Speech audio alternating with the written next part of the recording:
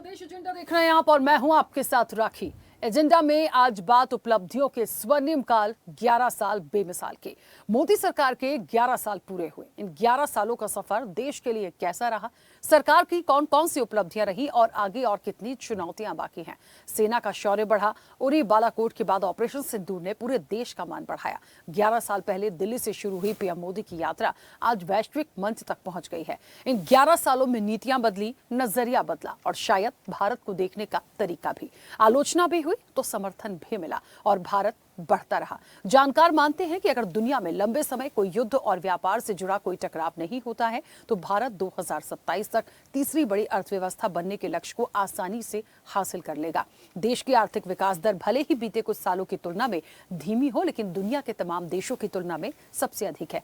PM Modi ने कहा कि तीसरी अर्थव्यवस्था बनने के लिए हमें विदेशी चीजें खरीदना और उनका इस्तेमाल बंद करना होगा और ये सब जनबल के योगदान से संभव होगा। 2047 में विकसित भारत का संकल्प है। जनबल की भागीदारी के बिना कोई भी ऑपरेशन पूरा नहीं होता। इस रफ्तार को बढ़ाने के लिए सरकार के प्रयास जारी हैं। ऐसे में और कौन सी नई चुनौतियां होंगी और 11 साल की उपलब्धियों से कितना बढ़े हम, इसी पर करेंगे चर्चा। उससे पहले देखिए ये रिपोर्ट।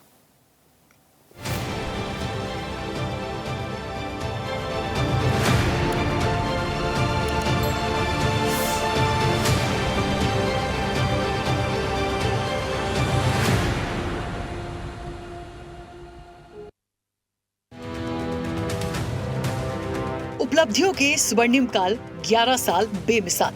ये बात मोदी सरकार के कार्यकाल के लिए सटीक बैठी है। हर सरकार का ये फर्ज होता है कि वो देश और देशवासियों के हित के लिए समय समय पर सकारात्मक निर्णय लेते हुए आगे बढ़ने का प्रयास करे। पिछले 10 सालों में भारत ने विकास की रफ्तार को पकड़ा है और आज हम विश्व की चौथी बड़ी अर्थव्यवस्था में शामिल हुए हैं।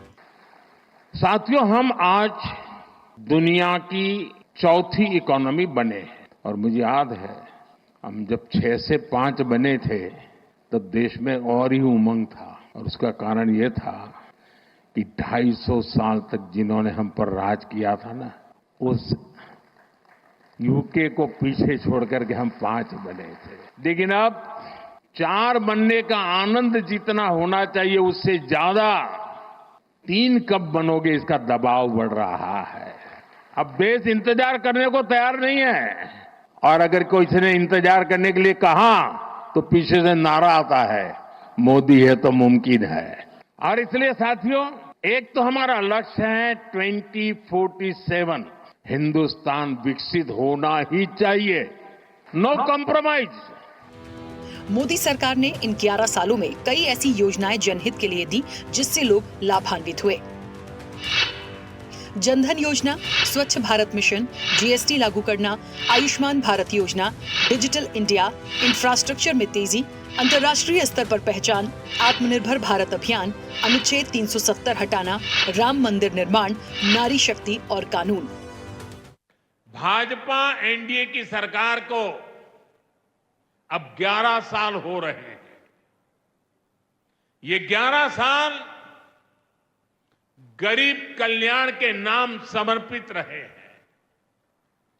प्रधानमंत्री आवास योजना से 4 करोड़ गरीबों का पक्के घर का सपना पूरा हुआ है। उज्ज्वला योजना से 10 करोड़ रसोइयों उसमें धुएं का अंत हुआ है। आयुष्मान भारत योजना से 50 करोड़ गरीबों को 5 लाख रुपए तक का मुफ्त इलाज मिला है। प्रधानमंत्री गरीब कल्याण अन्न योजना से हर थाली में भरपेट अनाज सुनिश्चित हुआ है। जनधन योजना से पहली बार 50 करोड़ से ज्यादा गरीबों के लिए बैंक का दरवाजा खुला है। सौभाग्य योजना से अंधेरे में जी रहे 2.5 करोड़ परिवारों में बिजली की रोशनी पहुंची है। स्वच्छ भारत मिशन के तहत बने 12 करोड़ शौचालयों ने खुले में शौच की मजबूरी से मुक्ति दिलाई है। जल जीवन मिशन से 12 करोड़ नए घरों में नल से जल पहुंचने लगा है। पीएम किसान सम्मान निधि से 10 करोड़ छोटे किसानों को सीधी आर्थिक सहायता मिली है। पिछले 11 साल में 25 करोड़ गरीब गरीबी को परास्त कर करके विजयी होकर के गरीबी से बाहर निकले हैं। हम अगर 11 साल में प्रधानमंत्री जी के सारे फैसले देखें, अंतर्राष्ट्रीय स्तर पर भी भारत की छवि को बनाने के लिए माननीय प्रधानमंत्री जी ने एक से बढ़कर एक जो कीर्तिमान किए हैं, और सबसे बड़ी बात 11वें नंबर से हमारी अर्थव्यवस्था 4थे नंबर पर लाना। मैं यशस्वी प्रधानमंत्री की कामना करता हूं, वो दीर्घायु हो, स्वस्थ रहे और 2029 में फिर हमारा नेतृत्व करें। आइए हम सब उनको बधाई देते हैं। मध्य प्रदेश सरकार यशस्वी प्रधानमंत्री के 11 वर्ष पूर्ण होने पर अपनी ओर से बधाई देती है। देखिए, हमारे देश के यशस्वी प्रधानमंत्री जो विश्व के सर्वाधिक लोकप्रिय नेता हैं और उनका 11 साल का कार्यकाल पूरा हुआ है। लगातार तीसरी बार इस देश की जनता ने उनको प्रधानमंत्री के कुर्सी पर बैठाया है और उन्होंने 11 वर्षों में एक तो अपने देश का मान और सम्मान पूरे विश्व में बढ़ाया है। मैं बड़े गर्व के साथ ये कह सकता हूं कि पिछले 11 साल में मोदी जी के नेतृत्व में चलने वाली सरकार ने भारत की राजनीति की संस्कृति को बदलकर न्यू नॉर्मल, न्यू ऑर्डर को स्थापित किया है। हमने समाज के सभी वर्गों की चिंता की है, फिर चाहे वो हमारे शेड्यूल कास्ट भाई हैं, फिर चाहे वो हमारे ओबीसी भाई हैं, फिर चाहे वो हमारे ट्राइबल भाई हैं, सबकी हमने चिंता की। पिछले 11 सालों में ट्रांसपेरेंसी की नई मिसाल पेश की है। 70 साल से गरीबी हटाओ का नारा लेकर के हम नहीं चले रहे, हमने गरीब कल्याण करके दिखाया है और आंकड़े इस बात के सबूत है कि 25 करोड़ लोग आज गरीबी की रेखा से बाहर आ चुके हैं। आज का ये नया हिंदुस्तान है और जहां तक 140 करोड़ जनता की बात की है, खरगे जी, ये हिंदुस्तान की जनता है जिन्होंने 2024 के बाद हर राज्य में एक के बाद एक भारतीय जनता पार्टी की ही सरकार बनाई है। यह 11 वर्ष केवल 11 वर्ष नहीं है, यह 11 वर्ष सगुन के 11 वर्ष हैं भारतवर्ष के लिए। इन 11 उपलब्धियों के साथ ही सेना का शौर्य भी बढ़ा और आतंकवाद को मुंहतोड़ जवाब देने के लिए ऑपरेशन सिंदूर ने पूरे देश का मान बढ़ाया। भारतीय जनता पार्टी ने पीएम नरेंद्र मोदी की सरकार के केंद्र में 11 साल पूरे होने पर देशव्यापी स्तर पर एक बड़ा प्रचार अभियान चलाने की योजना भी बनाई है। 9 जून से शुरू हो रहे इस अभियान में केंद्र सरकार की उपलब्धियों को सामने लाने के साथ साथ आगामी वर्षों के लिए विजन को भी जनता के समक्ष रखा जाएगा। इस राष्ट्रव्यापी पहल का नेतृत्व भाजपा अध्यक्ष जेपी नड्डा ने किया। इसके बाद 10 जून को देश के सभी राज्यों, केंद्र शासित प्रदेशों और जिला मुख्यालयों में भाजपा के दिग्गज नेता प्रेस कॉन्फ्रेंस के जरिए जनता से संवाद करेंगे। इसके लिए भाजपा ने शीर्ष मंत्रियों, मुख्यमंत्रियों और सांसदों की ड्यूटी तय कर दी है। 11 जून को ये अभियान जिला स्तर तक पहुंचेगा, जिससे पार्टी की उपलब्धियों का संदेश गांव-गांव तक जाए। इस अभियान की धुरी विकसित भारत की थीम पर रहेगी। भाजपा मोदी सरकार के आर्थिक सुधारों, वैश्विक मंच पर भारत की प्रतिष्ठा और बुनियादी ढांचे से लेकर सामाजिक कल्याण योजनाओं तक की प्रगति को मुख्य रूप से उजागर करेगी। इसके साथ ही make in India, digital India, Ayushman Bharat, PM Awas Yojana, GST और अनुच्छेद 370 की समाप्ति जैसी नीतिगत पहलें केंद्र में रहेंगी। भाजपा इस माध्यम से ये बताना चाहती है कि पिछले 11 वर्षों में जो किया गया है वो केवल शुरुआत है। असली विकसित भारत की यात्रा अभी बाकी है। 9 तारीख को 11 वर्ष होने वाले हैं। ऐसे में संगठन के द्वारा 11 से लेकर 21 जून तक हमारे लिए कई प्रकार के विकास के कामों को भारत सरकार की सारी जानकारी के साथ साथ प्रदेश सरकार के कामों को लेकर भी हमारे कार्यकर्ता नीचे तक जाए, इस आह्वान के साथ हमारी बैठक हुई है। मुझे इस बात का आनंद है, यशस्वी प्रधानमंत्री ने वो सब असंभव काम किए जो बीते 75 साल से लंबी पड़े कई ऐसे चुनौती के काम थे जिनके आधार पर हमारे देश के लिए बड़े मन में व्याकुलता थी। ऐसे में सारी बातों को पहुंचाने के लिए अलग अलग प्रकार के इन आयोजनों को सफलता के साथ करें, मैंने शुभकामना भी दी है।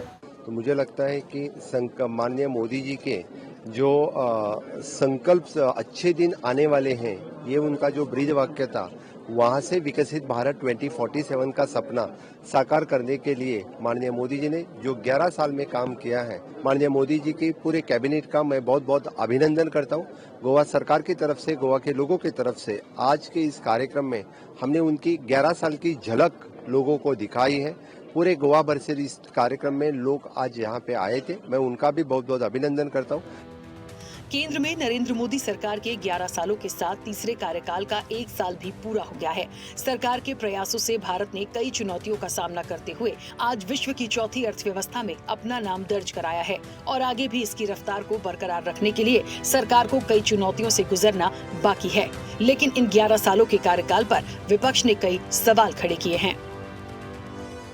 11 साल से इनका एक प्रेस कॉन्फ्रेंस, एक भेंट वार्ता नहीं हो पाई है, पर बिना स्क्रिप्ट, बिना लिखे, निडर होकर मीडिया से बात क्यों नहीं करते हैं? विशेष अधिवेशन नहीं बुलाना चाहते हैं पार्लियामेंट का। हमारी मांग यह है कि 11 साल हो गए हैं प्रधानमंत्री, अब डरे क्यों हैं? बिना लिखे, बिना पहले सवाल आने से अब मीडिया से क्यों नहीं बातचीत करते? सवाल क्यों नहीं लेते बिना स्क्रिप्ट का? 1 पे 1 11 और दूसरी कहावत है 9-2-11। जो उत्तर प्रदेश की जनता, मैं सवाल 11 साल का नहीं कर रहा हूं, ये 11 साल आपके लिए हो सकते हैं, लेकिन अगर दिल्ली की सरकार के 11 साल और उत्तर प्रदेश की सरकार के लगभग 9 साल, इन दोनों को जोड़ दें तो 20 साल का लेखा जोखा सरकार को देना पड़ेगा जनता के बीच में क्या किया है, और वो तमाम आंकड़ों पे बहस करनी पड़ेगी। प्रधानमंत्री ने 11 साल में क्या किया है? 200 विदेश में घूमते रहे, यहाँ आकर झूठ बोलते रहे, हाँ, लोगों को झूठे आश्वासन देते रहे। एक 11 साल की जो आपकी उपलब्धियां है, आपने जो काम किया है, उस बारे में एक प्रेस कॉन्फ्रेंस लीजिए, पूरे देश को बताइए। हम आपको सवाल पूछेंगे तो उनके खिलाफ बोलेगा, जो लोकतंत्र की बात कहेगा, हाँ, जो उनके तानाशाही को विरोध करेगा, उनको जेल में डालेंगे, ईडी सीबीआई का इस्तेमाल करेंगे। अगर झूठ बोलने के लिए नोबेल पुरस्कार किसी को दिया जाता है तो हमारे देश को, प्रधानमंत्री को सबसे पहला ये नोबेल अवार्ड देना चाहिए। कुल मिलाकर बीजेपी मोदी है तो मुमकिन है को मानती है और पिछली सरकार को भ्रष्टाचार में आंकती है। विकास, आविष्कार और नवाचार की लाइन पर आगे बढ़ रही बीजेपी सरकार के 11 साल बेमिसाल रहे, क्योंकि देश बढ़ा, अर्थव्यवस्था ने रफ्तार पकड़ी, लेकिन चुनौतियां अभी भी बाकी हैं। उसके लिए सरकार किस रणनीति से आगे बढ़ेगी, ये देखने वाली बात होगी। चैनल हेड आरपी श्रीवास्तव के साथ एग्जीक्यूटिव एडिटर राखी वर्मा की रिपोर्ट।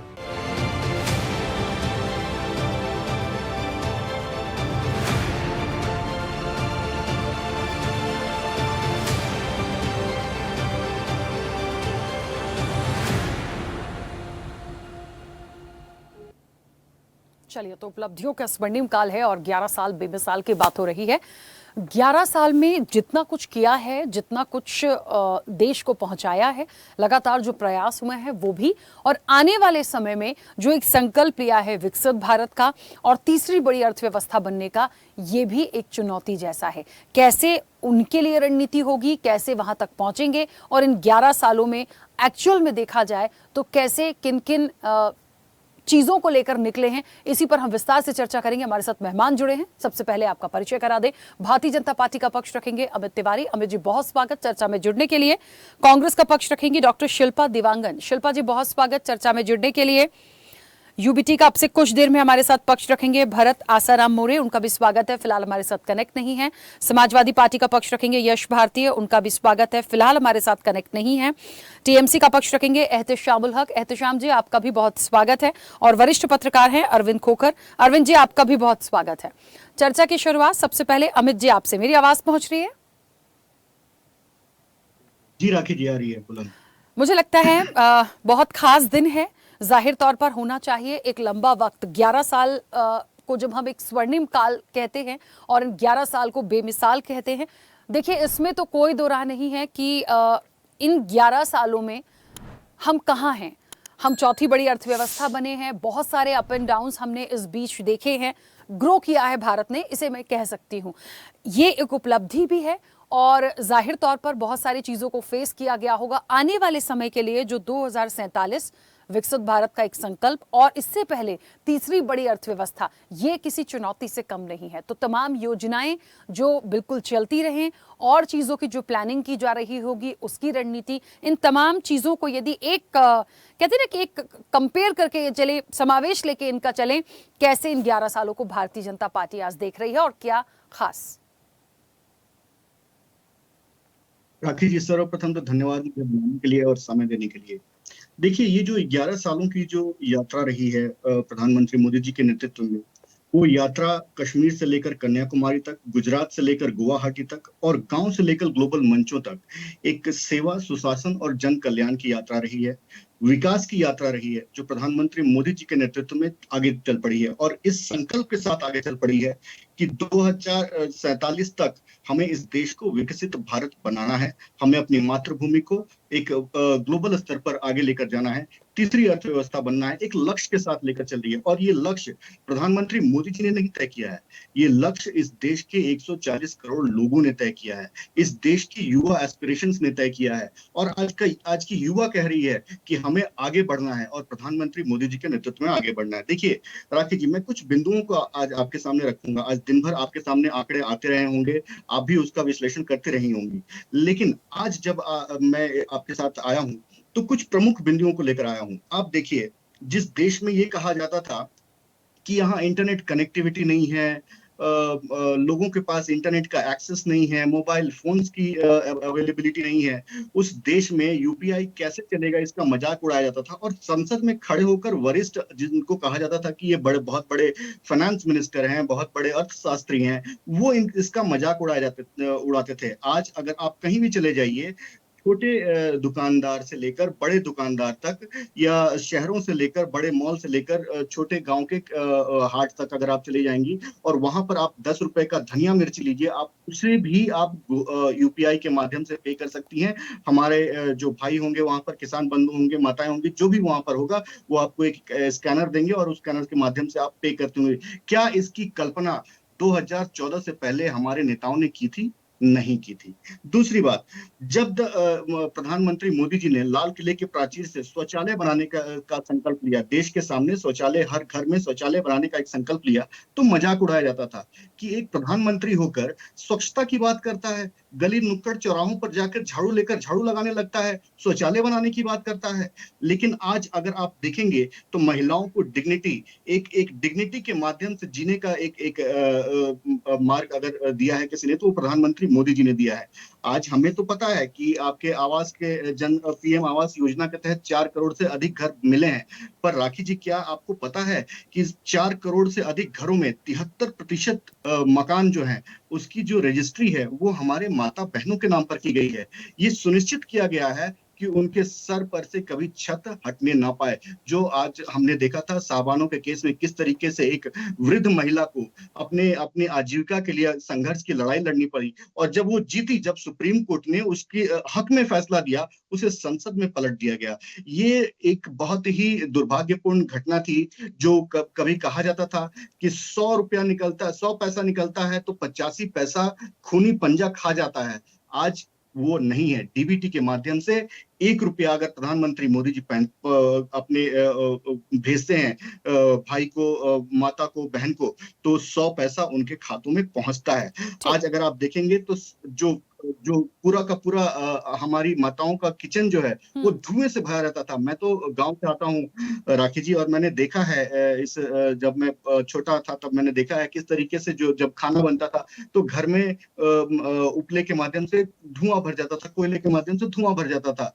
उस दर्द को किसी ने पहचाना है तो प्रधानमंत्री मोदी जी ने पहचाना। इस संकल्प को, इस स्वप्न को देखने वाला अगर कोई व्यक्ति हो सकता है राखी जी, तो एकमात्र प्रधानमंत्री, हमारे यशस्वी प्रधानमंत्री मोदी जी हैं, जो इस संकल्प को देखा और इस संकट की घड़ी में देश को निकालकर आज यहाँ तक लेकर आए हैं जो हम 5वीं सबसे बड़ी अर्थव्यवस्था है। मुद्रा योजना में राखी जी 68% लाभार्थी जो है वो हमारी माताएं हैं, बहनें हैं। स्टैंड अप इंडिया के माध्यम से 74% उद्यमी जो हैं वो हमारी माताएं बहनें हैं।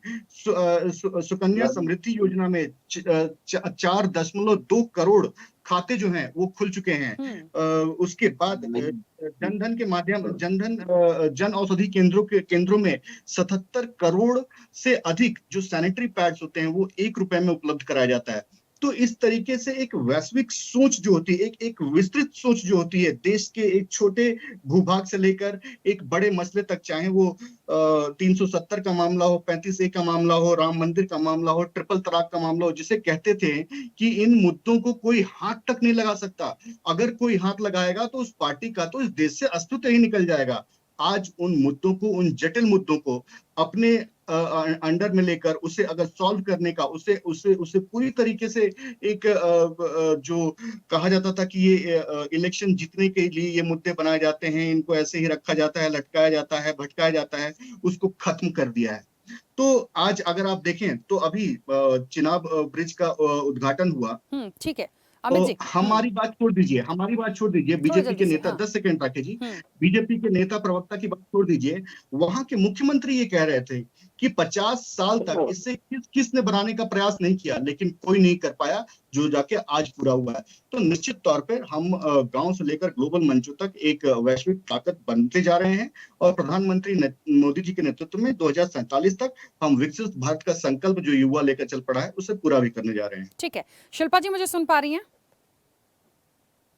जी शिल्पा जी, देखिए भारतीय जनता पार्टी क्योंकि 11 साल सरकार के हुए हैं, स्वर्णिम काल, और 11 साल बेमिसाल, बहुत सारे अप एंड डाउन हुए, मैंने शुरुआत में ही कहा। तो उन्होंने जिन योजनाओं के बारे में बताया या जो बातें उन्होंने रखी वो एक अलग बात है। विपक्ष में होने के नाते आप या कांग्रेस पार्टी किस तरीके से इन 11 सालों को देखती? नमस्कार मेरे साथी प्रवक्ताओं और दर्शकों को नमस्कार। देखिए, सिर्फ नारेबाजी कर देने से और स्क्रिप्टेड बयानबाजी कर देने से देश का विकास नहीं होता है। यदि विकास की गंगा बहानी है तो उसमें जमीनी स्तर पर लोगों की समस्याओं को सुनकर कार्य करने होंगे।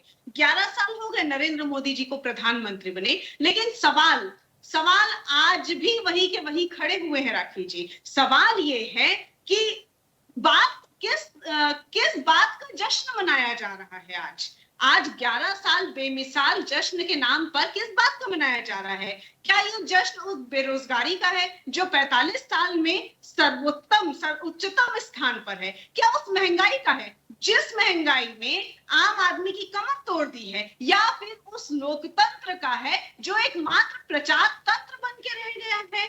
अब 11 साल हो गए, प्रधानमंत्री नरेंद्र मोदी जी ने मीडिया से सीधे बातचीत नहीं की है। स्क्रिप्टेड बयानबाजी के अलावा भारतीय जनता पार्टी के नेता, प्रवक्ता, कोई भी मंत्री कोई भी बयान देने से परहेज क्यों रखते हैं? ये असली सवाल है। आज जश्न किस बात का है जब सवाल वही के वही खड़े हुए हैं? आज विपक्ष, पूरा विपक्ष है, क्या वो सिर्फ मन की बात करते हैं? जनता की बात सुनना भी नहीं चाहते? जनता किस दौर से गुजर रही है, जनता की क्या आवश्यकताएं हैं, उससे परे होकर यदि योजनाओं का नाम बदल के अपना क्रेडिट करने की राजनीति करते हैं तो क्या ये सचमुच में विकास की गाथा रच रहे हैं? क्या इसे विकास कहेगी जनता? क्या जनता के समस्याएं जो हैं वही के वही हैं, और कांग्रेस की उपलब्धियों को अपनी उपलब्धियां बताकर क्रेडिट करने की राजनीति जो ये कर रहे हैं, क्या ये विकास है? आज सवाल बहुत सारे हैं।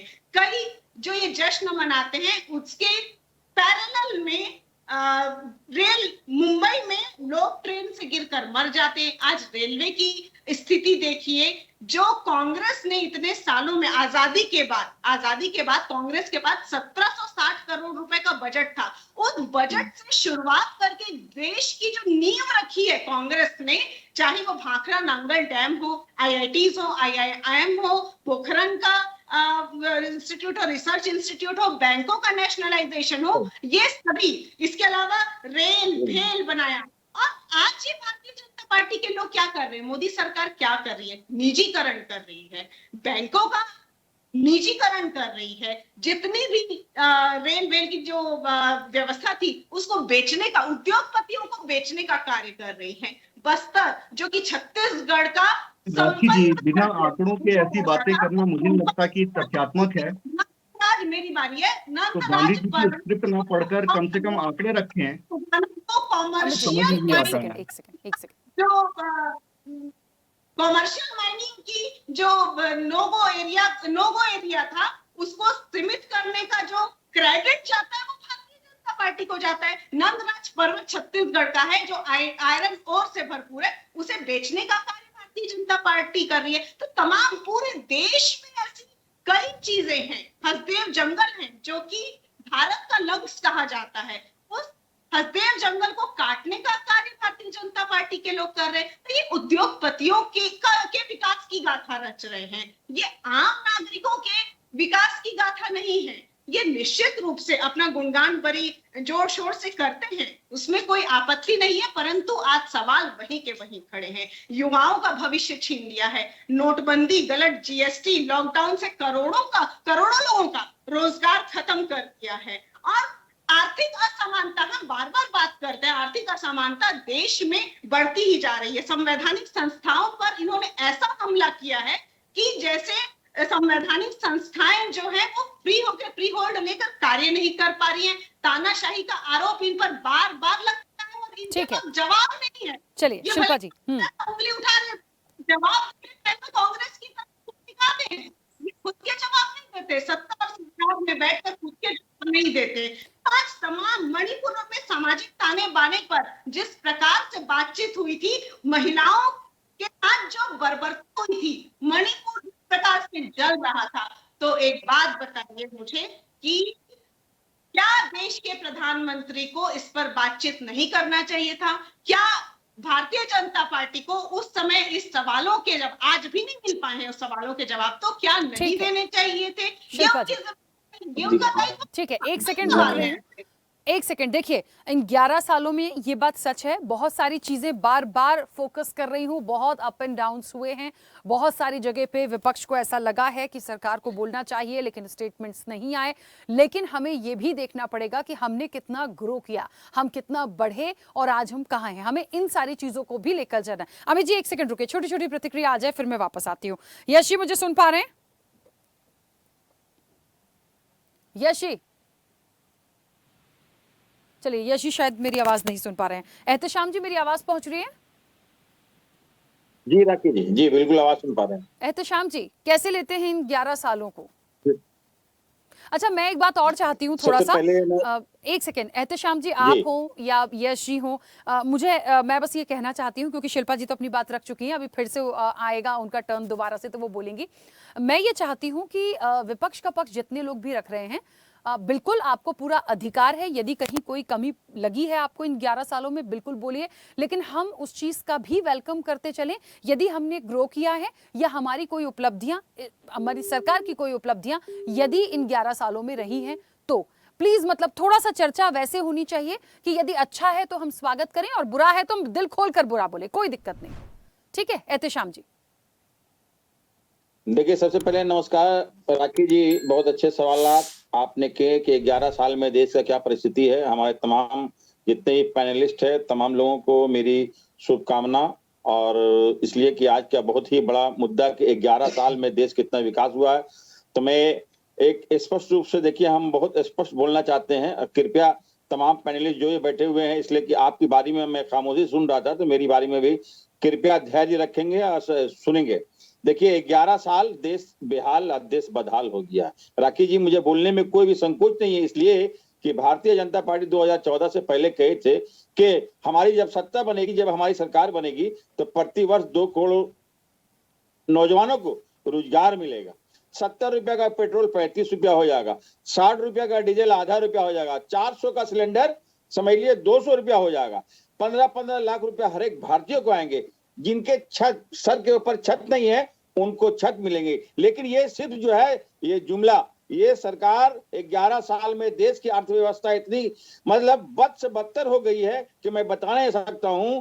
अभी 11 साल की ये जो परिस्थिति में जो घर की जो संसार में 3,000 रुपया खर्च करते थे, आज उनकी खर्च 30,000 रुपया।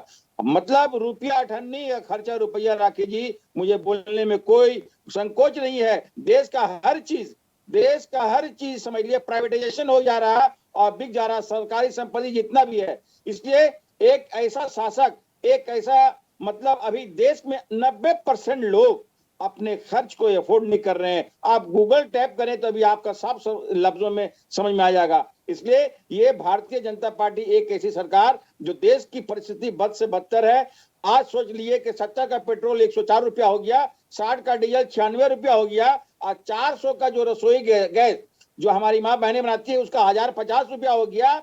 उन्होंने कहा था 15-15 लाख रुपया तो नहीं आया, लेकिन रोजगार के कहे से 11 साल में 22 करोड़ लोगों को रोजगार मिलना चाहिए था, लेकिन रोजगार खत्म हो जा रहा है। अभी हमारे मित्र भारतीय जनता पार्टी के जो कह रहे थे कि देखिए नई नई टेक्निक आई है स्कैन के जरिए मोदी जी आने के बाद, तो स्कैन कैसे सूरत में होगा जब जेब में हमारा पैसा रहेगा? जेब में तो पैसा नहीं तो स्कैन करके फायदा क्या होगा? ये बात समझना होगा। जुमला से नहीं चलेगा, देश विकास से चलेगा। हम हमारे दो खरीदने वाले या दो बेचने वाले हैं। बोलिए, देश की ये परिस्थिति है, चरमरा कर रही है। मुझे बोलने में इस तरह का ये कभी भी भारत की परिस्थिति नहीं थी। फाइनेंशियल पोजीशन बहुत ही बद से बदतर हो गई। जुमला से नहीं चलेगा।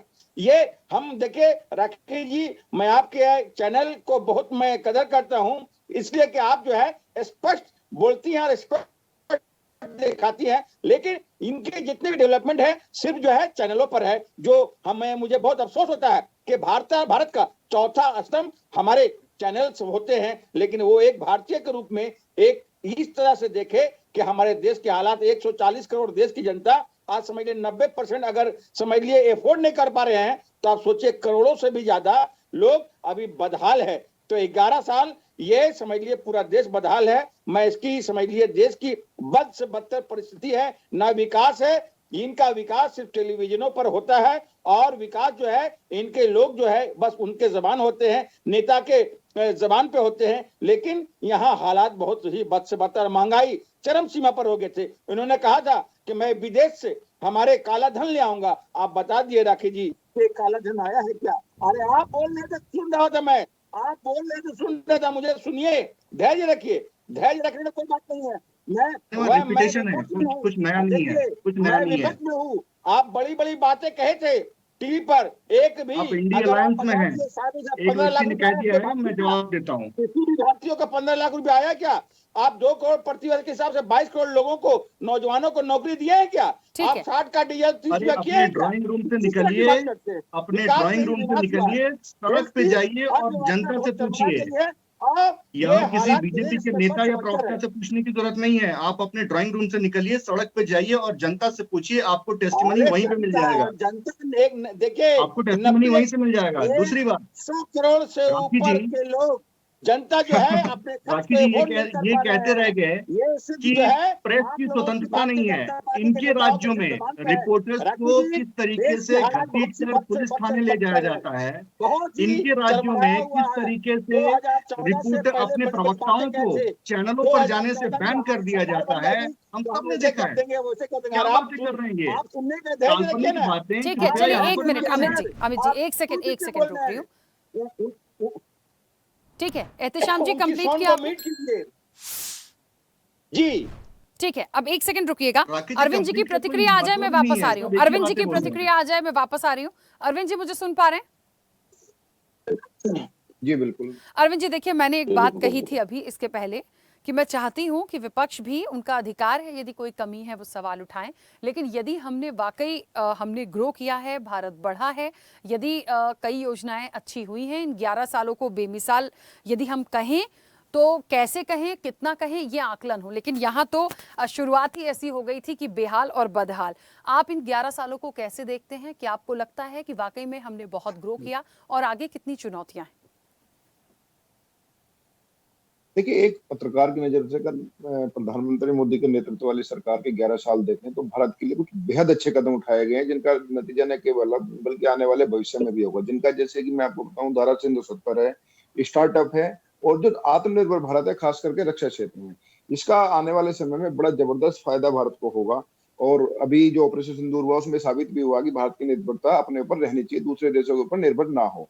इसके अलावा एक राजनीतिक रूप से प्रधानमंत्री नरेंद्र मोदी की ये जबरदस्त सफलता है कि 11 साल में उनके किसी मंत्री के ऊपर कोई भ्रष्टाचार का आरोप नहीं लगा है, कोई चस्पा नहीं कर पाया, लगाने के लिए तो कुछ कहते हैं, कुछ चस्पा नहीं कर पाया है, जैसे कि पहले की सरकारों पे या तो मंत्रियों पर लगते रहे हैं। ये इनकी बड़ी उपलब्धियां खा, और परिवहन पे जो देश भर में जो उन्होंने क्रांतिकारी सुधार किए हैं, जो कनेक्टिविटी पूरे देश भर में आ रही है, जो डिजिटल इंडिया है, ये जबरदस्त कदम है जिनका फायदा आने वाले समय में भारत को और अच्छी तरह से मिलेगा और अब भी मिल रहा है। ये बड़ी उपलब्धियां हैं भारत सरकार की। और जिस तरह से भारत की जो डिफेंस की और जो आत्मनिर्भर भारत की स्टार्टअप के खास करके जो स्टार्टअप की है, उससे देश के युवाओं में एक अधिक सपने जगे हैं कुछ करने का। और यही कारण है कि तमाम परिस्थितियों के बावजूद भारत की जो जीडीपी है लगातार बढ़ रही है। लेकिन इसके अलावा दो बड़ी ऐसी चीजें हैं जिनसे देश की जनता को नरेंद्र मोदी से उम्मीद है, जिस पर अब तक वो खड़े नहीं उतर पाए हैं, और उम्मीद भी उनसे ही की जाती है जो मजबूत नेता हो। देखिए, भारत में दो सबसे बड़ी जो चिंता की बात है, एक तो शिक्षा और चिकित्सा माफिया का लगभग बेलगाम हो जाना।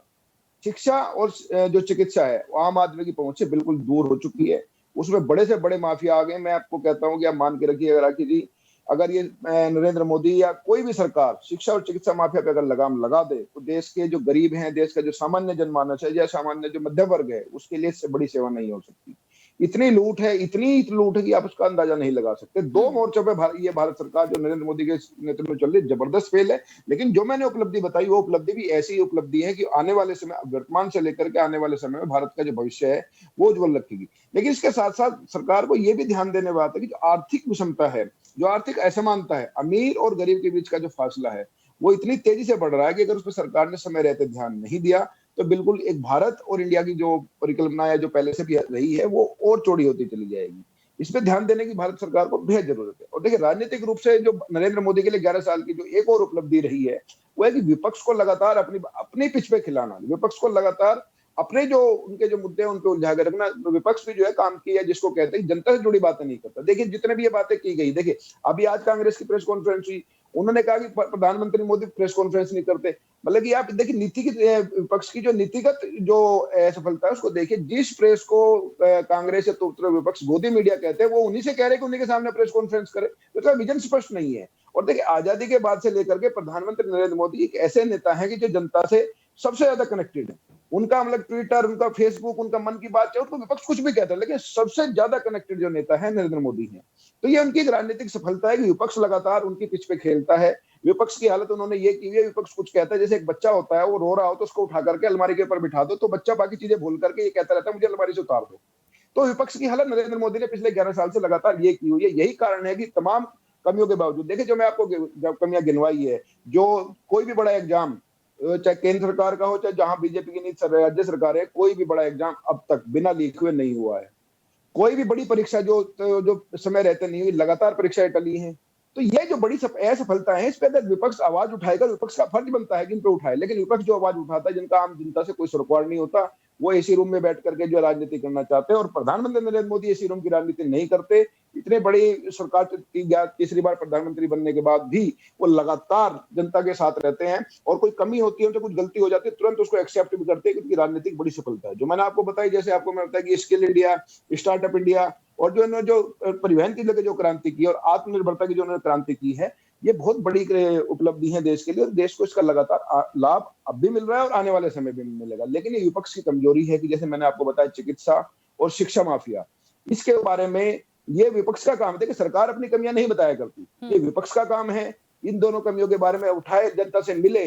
जो युवाओं को जो बेरोजगार की स्थिति, देखिए रोजगार की स्थिति, देखिए नौकरियां हैं, ऐसा नहीं नौकरियां, लेकिन ऐसा हकीकत क्या हो गई आज के बच्चों को मैं आपको बताऊं, 10वीं के बच्चों की, 12वीं के जो पास आउट बच्चे हैं, उनकी हालत ये है, उनको अपने नाम की स्पेलिंग तक नहीं लिखी जा रही है, उनके शहरों के नाम की स्पेलिंग नहीं लिखी जा रही है, इलाहाबाद लिखा उनसे लिख दे। तो स्तर है शिक्षा का, वो गिर गया। शिक्षा के स्तर गिरने के चलते ही ये बेरोजगार के जो मतलब पढ़े, जिसको कहते हैं डिग्री ले लिया आपने, सर्टिफिकेट ले लिया आपने, लेकिन उनके अंदर स्किल नहीं है, उनकी जो गुणवत्ता नहीं है, इस गुणवत्ता की तरफ ध्यान दिलाने का काम विपक्ष का है कि गुणवत्ता को, शिक्षा की गुणवत्ता ठीक रखिए, चिकित्सा की गुणवत्ता, शिक्षा की माफिया का जो है इन पर कंट्रोल कीजिए।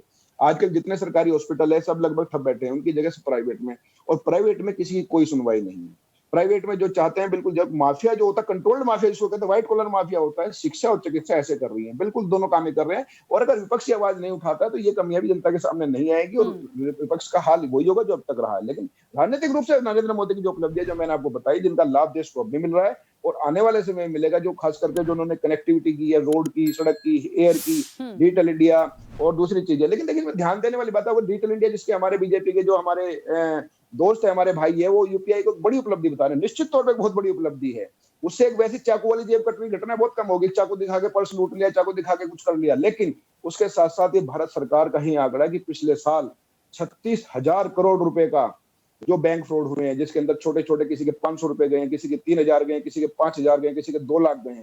36,000 करोड़ का आंकड़ा रख लीजिए, आप अंदाजा लगा के 36,000 करोड़ रुपए ये लूटे गए हैं डिजिटल रूप से। तो सरकार का ध्यान इस तरफ भी होना चाहिए कि इस तरफ भी जो आम आदमी की जो सुरक्षा वो की जाए। बाकी राजनीतिक रूप से 11 साल जो है नरेंद्र मोदी के इतिहास में दर्ज होंगे निश्चित तौर पे, क्योंकि उन्होंने जो उपलब्धियां की हैं वो उपलब्धियां आने वाले समय में किसी भी सरकार के लिए एक नजीर बनेगी। लेकिन जो विफलता है, उनकी खुशकिस्मती है, ये बीजेपी और नरेंद्र मोदी की खुशकिस्मती, उनकी विफलताएं हैं, उनको जनता के सामने लाने के लिए विपक्ष इस समय तैयार नहीं है, ना सक्षम है। बिल्कुल ठीक है। यश जी भी हमारे साथ जुड़ गए। यश जी, मेरी आवाज पहुंच रही है?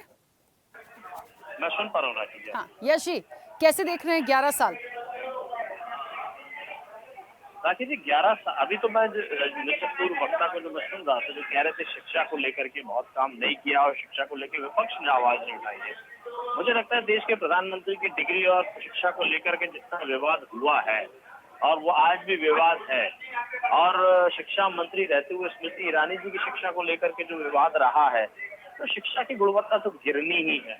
हाल ही में अभी जयंत चौधरी जी ने सदन के अंदर बताया कि देश भर में 11 लाख बच्चे स्कूल नहीं जा रहे हैं, जिसमें से 8 लाख मात्र उत्तर प्रदेश से हैं। यानी कि लगभग 8 महीने में 8 लाख बच्चे स्कूल जाने से वंचित रह गए और सरकार की कोई योजना नहीं है इसको लेकर के। दूसरी बात जो महत्वपूर्ण है, नरेंद्र मोदी जी ने शपथ ग्रहण करने के बाद क्या बोला था, मुझे माँ गंगा ने बुलाया है, और गंगा सफाई को लेकर के बात की गई थी। उसकी स्थिति क्या है ये सबके सामने। उसके बाद स्मार्ट सिटी की बात बड़े जोर शोर से हुई थी। स्मार्ट सिटी 11 साल में बनकर तैयार हुई हो तो आपको एक नाम बता दी। स्किल प्रोग्राम की बात अभी कह रहे थे कि make in India, startup India. Make in India, startup India की तो हमने राजधानी भोपाल में देखा कि किस तरीके से इंडस्ट्रीज लगाने के लिए जो जमीन दी गई वहाँ ड्रग्स का काम हो रहा है, और पूरे मध्य प्रदेश सरकार को जानकारी ही नहीं थी कि ड्रग्स का इतना बड़ा माफिया काम कर रहा है जो देश भर में नेटवर्क फैलाए हुए थे। गुजरात पुलिस ने आकर के उसको पकड़ा। उसी तरीके से स्किल डेवलपमेंट के जो प्रोग्राम थे वो सभी तरीके से खत्म हो चुके हैं कि जो स्किल करने का प्रोग्राम था वो कहीं कुछ हो नहीं रहा है। तो इस तरीके से अगर योजनाएं चलाई जाएंगी, भुखमरी में हमारी क्या स्थिति है वो हमें पता है, बेरोजगारी में हमारे आंकड़े क्या है वो हमें पता है, लगातार आरक्षण खत्म हो रहा है। देश की राजधानी दिल्ली में जिस तरीके से संविधान को जलाया गया जंतर मंतर के अंदर और किसी पे कोई कार्रवाई नहीं हुई, तो ये 11 साल की बड़ी दुर्भाग्यपूर्ण स्थिति है। मैं बात करूं टेलीकॉम इंडस्ट्री की, तो टेलीकॉम इंडस्ट्री में हमारे पास बहुत सारे विकल्प हुआ करते थे, लेकिन आज किसी शहर में केवल एक ही विकल्प है, 2 अधिकतम 3 विकल्प, इसके अलावा कोई विकल्प बचा नहीं है। यानी मजबूरी है कि या तो हम या हम BSNL पे जाएंगे या हम एयरटेल पे जाएंगे। जो स्वतंत्रता पहले ग्राहक को थी कि उसके पास 5 ऑपरेटर्स थे, उनमें से किसी भी एक नेटवर्क को ले सकता था। स्वास्थ्य व्यवस्था की बात अभी मेरे से पूर्व वक्ता ने खुद ही बता दी, जो बता रहे थे, हवाई अड्डों के नाम पे केवल इमारतें और हवाई पट्टी बनाई गई है, कनेक्टिविटी नहीं है। और जो कनेक्टिविटी थी, जैसे मैं जबलपुर की बात करूँ, प्रदेश जो मिडिल में है वहाँ कनेक्टिविटी के लिए कोई हवाई जहाज नहीं है। जबलपुर से भी लगातार कनेक्टिविटी खत्म हुई, तो केवल हवाई अड्डे बना कर जब तक कनेक्टिविटी नहीं होगी उसका नहीं किया जा सकता। अस्पताल के अंदर जब तक डॉक्टर नहीं होंगे, नर्स नहीं होंगे, नर्सिंग स्टाफ नहीं होगा, पूरा चिकित्सा व्यवस्था नहीं होगी, तो ठीक है यश जी, आपकी आवाज काफी ब्रेक हो रही है, बहुत ज्यादा ब्रेक हो रही है, बहुत कम ऑडियो भी समझ में आ रहा है। ठीक है, एक बार फिर से कनेक्ट करने की कोशिश करेंगे ताकि क्लियरिटी से मैं आपको सुन पाऊं। अमित जी कुछ कहना चाह रहे थे, बोलिए जल्दी से। जी राखी जी, अभी मैं देखिए 1:3 हो गया, तो थोड़ा सा समय आप दीजिएगा मुझे। अभी जो वक्ता कह रहे थे कि टेलीकॉम्स की कमी हो गई है, तो उनको शायद पता नहीं है, शायद ये एक ही नाम ही जानते हैं इसलिए उनको पता नहीं है। टाटा टेलीकॉम है, एमटीएनएल है, बीएसएनएल है, जियो है, आइडिया वोडाकॉम है, एयरटेल है। तो इतने सारे टेलीकॉम के प्लेयर्स हैं और इनको सिर्फ एक ही दो दिखाई देता है। तो जो सोने की जो नौटंकी करता है ना राकेश जी, उसको जगाया नहीं जा सकता। दूसरी बात, इन्होंने कहा कि डॉक्टर्स और नर्सेज की कमी हो गई है। राकेश जी, डॉक्टर्स और नर्सेज ये स्पेशलाइज्ड कोर्सेज होते हैं, इनको आप हवा में नहीं बना सकते हैं। इनके लिए हमें कॉलेजेस बनाने पड़ेंगे, सीट्स बढ़ानी पड़ेगी, तब जाकर उतने डॉक्टर्स और नर्सेज हर साल निकलेंगे और सुविधाएं अपनी दे पाएंगे। आज बताइए, जब सरकार काम कर रही है कॉलेजेस बनाने पे, हॉस्पिटल्स बनाने पे, और ज्यादा से ज्यादा हमारे डॉक्टर्स बाहर निकले पर ईयर, ज्यादा से ज्यादा हमारे हेल्थ वर्कर्स निकले पर ईयर बाहर, वो उसकी जब इंफ्रास्ट्रक्चर खड़ी कर रही है, ये पहले नहीं हो सकता था? तो पहले क्यों नहीं किया गया? ये सवाल तो हम आज भी पूछते हैं कि जो देश को मजबूत करने के एक भी योजना, राखी जी आप बता दीजिए, जो कांग्रेस पार्टी ने या विपक्ष की सरकारों ने की हो, जो देश को सशक्त करने का काम किया हो, कभी नहीं किया। 2014 में सिर्फ भारतीय जनता पार्टी में, और वो भी मोदी जी के नेतृत्व सशक्त सरकार ने ऐसे फैसले लिए हैं जो देश को मजबूत और सशक्त करने का काम किया है। दूसरी बात, बहुत सारी बातें हुई कि आजकल निजीकरण होता जा रहा है, जो सरकारें हैं वो जो सरकारी संस्थाएं हैं उनको भेजा जा रहा है। राखी जी, सरकार का काम रेड कारपेट आतंकवादियों के लिए बिछाने के लिए नहीं है, बिजनेसमैन के लिए, हमारे उद्यमी के लिए बिछाने के लिए होता है। हमने देखा है किस तरीके से इस देश में रेड कारपेट उग्रवादियों के लिए बिछाए जाते हैं, आतंकवादियों के लिए बिछाए जाते थे, लेकिन आज हमारे देश में रेड कारपेट उद्यमियों के लिए बिछाए जाते हैं और इनसे इनको जलन होती है, मुझे समझ में इनकी पीड़ा आती है। दूसरी बात, 1200 से ज्यादा योजनाएं सिर्फ नेहरू गांधी परिवार के ऊपर हैं। आप एक योजना बता दीजिए जो इन 14 सालों में हुई हो और वो नरेंद्र मोदी जी के नाम पर हो या हमारे किसी भी नेता के नाम पर हो, एक भी योजना नहीं मिलेगी आपको। तीसरी बात, इनको मणिपुर तो हर बार दिखता है, हर अपने वाक्य में ये इनको मणिपुर दिखाई देता है, लेकिन मुर्शिदाबाद की बात कोई नहीं करता। जिस तरीके से हमारी माताओं बहनों को नग्न करके मुर्शिदाबाद के गलियों में चौराहों पर लाकर मारा गया, चंदन दास और उसके बेटे को, चंदन दास और उसके पिता को जो घसीट कर मारा गया, किस तरीके से एक बिल के आलोचना करते करते वो पूरी की पूरी घटना हिंदू विरोध पे आ गई और किस तरीके से हिंदुओं को पलायन करना पड़ा, ये इनको दिखाई नहीं देता है। तो आप एक तरफा अगर सोरोस का चश्मा पहनेंगे तो आपको सिर्फ ये सारी चीजें नहीं दिखेंगी, क्योंकि सोरोस आपको वो चीजें देखने नहीं देगा। तीसरी बात देखिए, इन्होंने बात करी, बड़े बड़े अर्थशास्त्री हुए हमारे देश में, जो प्रधानमंत्री भी रहे, फाइनेंस मिनिस्टर भी रहे। उन बड़े बड़े अर्थशास्त्रियों ने, जो कि कहा जाता था कि गोल्ड मेडलिस्ट है, उन्होंने क्या किया राखी जी? हमारे देश का सोना बाहर जाकर गिरवी रख दिया। आज प्रधानमंत्री मोदी जी की सरकार है और मैं गर्व से कह सकता हूं कि हमने वो सोना देश अपने देश में लेकर आए हैं। इन्होंने तो गिरवी रखने का काम किया था। दूसरी बात, इन्होंने कहा कि रिपोर्टर्स को हर जगह रिपोर्टर्स पर तानाशाही होती है, स्वतंत्रता नहीं है। इन्हीं के राज्यों में, विपक्ष के राज्यों में आप देखिएगा, कर्नाटक हो जाए चाहे बंगाल हो जाए, रिपोर्टर्स को घसीट कर मारा गया है और उन्हें जेलों में बंद कर दिया गया है। किस तरीके से पैनलों पर उनके प्रवक्ता कुछ चुनिंदा पैनलों पर अपने प्रवक्ताओं को भेजना बंद कर दिया था और उनको ब्लॉक कर दिया था उन पत्रकारों को कि इन पैनलों पर कोई नहीं जाएगा। और ये बात कर रहे हैं स्वतंत्रता रिपोर्टर्स की। तो राखी जी, अगर आप देखेंगे तो जो राहुल जी हर बार कहते हैं, नाना से लेकर नवासे तक गरीबी हटाओ का नारा दिया, नेहरू जी ने गरीबी हटाओ का नारा दिया, इंदिरा जी ने गरीबी हटाओ का नारा दिया, राजीव जी ने गरीबी हटाओ का नारा दिया, सोनिया जी ने गरीबी हटाओ का नारा दिया, और बहन भाई भी अभी गरीबी हटाओ का नारा देते देते कुछ समय तक आए थे। लेकिन गरीबी हटाओ का काम अगर किसी ने किया है तो प्रधानमंत्री मोदी जी ने किया है। मैं अपनी देश की रिपोर्ट को तो छोड़िए, IMF की रिपोर्ट आई है। IMF की रिपोर्ट ये कहती है कि 2011-12 में जो एक्सट्रीम पॉवर्टी की दर जो हुआ करती थी 27.1% हुआ करती थी, वो घटकर 2022-23 में 5.3 हो गया है। 25 करोड़ लोगों को हमने गरीबी से ऊपर लेकर आए हैं। अमित जी, ये कोई मामूली आंकड़े, राखी जी, ये कोई मामूली आंकड़े नहीं है। ठीक है, एक ये सेकंड कोई भी, आपके दर्शकों से मैं अनुरोध करता हूं कि कोई भी जाकर इसे सर्च करे, आपको पता चल जाएगा। आपके रिपोर्टर्स तो जमीनी धरातल पर रहते हैं। अगर वो किसी से पूछे कि उनके जीवन में बदलाव आया है, वो गर्व से कहेगा मेरे पास कि हाँ, समय की बदलाव सीमा आया है। मैं जल्दी से छोटी सी प्रतिक्रिया ले लूं। शिल्पा जी, जल्दी से अपनी बात रखिए। मेरे भाई ने कहा कि गर्व से कहेगा, परंतु भारत देश में कहने बोलने की जो आजादी है, जो राइट टू इंफॉर्मेशन है, राइट टू फूड है, राइट टू एजुकेशन है, और हर तरीके के अधिकार जो है वो कांग्रेस की सरकार के दौरान मिले हैं। आज आप जो बोल पा रहे हैं, हम सब जो बोल पा रहे हैं, वो कांग्रेस की सरकारों के दौरान मिले हैं। जो उस समय पाकिस्तान के दो टुकड़े करने वाली जो सरकार थी वो कांग्रेस की थी, परंतु आज उसकी पोल में खोल देता हूँ। आपने बहुत अच्छा किया, ये करने की पोल में अभी खोल देता हूँ। समर्थन भी जताया था ऑपरेशन सिंदूर में, कांग्रेस ने समर्थन जताया था, सभी नेताओं ने समर्थन जताया था, परंतु बाद में जो सीजफायर हुआ वो सेना का मनोबल गिराने वाला कदम था। इस पर सवाल खड़े हुए, परंतु उस सवाल के जवाब आज तक नहीं मिल पाए हैं। आज तक पूरी जनता पूछ रही है, परंतु वो सवाल के जवाब, पूरी जनता एक साथ खड़ी थी, फिर भी कुछ सवाल अधूरे क्यों रह गए। आज भी जब इनसे सवाल पूछा जाता है कि मणिपुर क्यों चल रहा था, मणिपुर में महिलाएं क्यों मुर्शिदाबाद की तो बात कर लीजिए शिल्पा जी।